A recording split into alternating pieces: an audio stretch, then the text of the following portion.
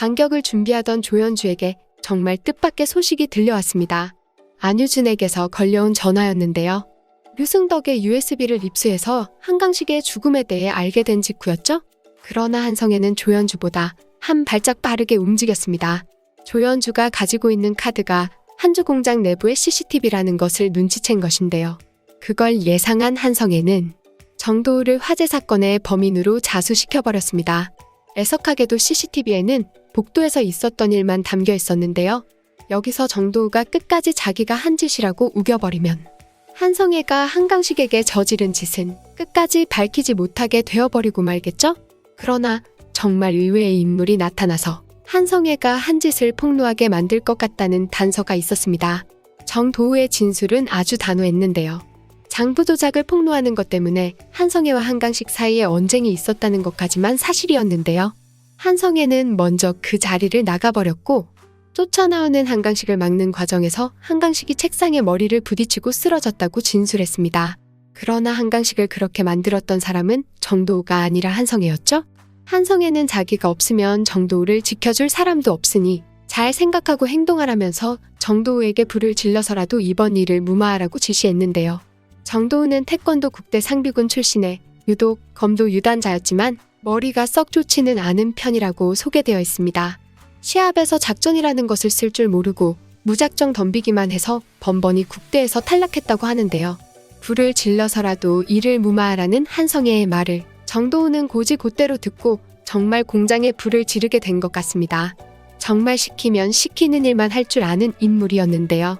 그런 정도우에게 안유주는 날카로운 질문을 던졌습니다. 머리를 부딪힌 한강식이 사망한 상태였는지를 물었는데요. 정도우는 그때 한강식이 죽었는지 살았는지 알지 못했죠? 머리를 부딪힌 한강식은 바로 죽지는 않았던 것 같은데요. 그러나 거기서 119를 부르거나 구조행위를 하지는 않았다고 진술했네요. 처음에는 우발적인 사고였다고 해도 계획적으로 사건을 은폐하기 위해서 시신을 태우고 공장에 불을 지른 것은 절대 작은 죄가 아닐 것 같습니다. 죄의 무게도 무게지만 죄질이 정말 흉악하다는 느낌이 드는데요. 정도우가 한성애를 위해서 이렇게까지 행동하는 것에 이어질 반전에 대한 단서가 있는 것 같아요. 이런 비정상적인 충성심은 정도우가 한성애에게 입은 은혜 때문이라고 하는데요. 정도우가 한성애의 경호원이 되고 나서 얼마 지나지 않아서 어린 동생이 죽을 위기에 처했는데 그때 성애가 수술을 할 수 있도록 도와줬다고 소개되어 있었습니다. 정도우는 그 이후부터 한성애에 충실한 신복이 되었던 것 같은데요. 사실 동생의 수술을 도와준 것 정도는 한성애에게 크게 힘든 일도 아니었을 것 같아요. 그러나 그것이 정도우에게는 일생일대의 사건이었던 모양인데요. 그렇게 한성애는 온갖 나쁜 일을 대신해줄 충실한 부하가 생겼습니다. 심지어 대신 자수까지 해줄 정도의 충성심이었는데요. 하지만 정도우를 충실한 신복으로 만들었던 사건이 다시 반대로 정도우에게 한성애의 뒤통수를 치게 할 것 같다는 예감이 들었는데요.